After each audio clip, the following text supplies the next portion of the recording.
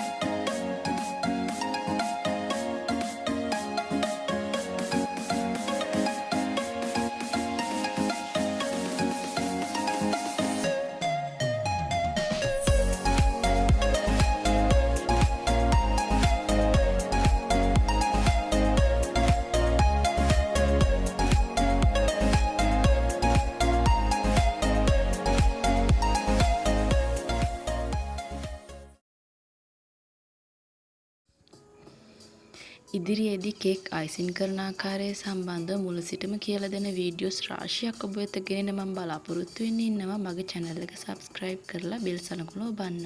ස්තුතියි.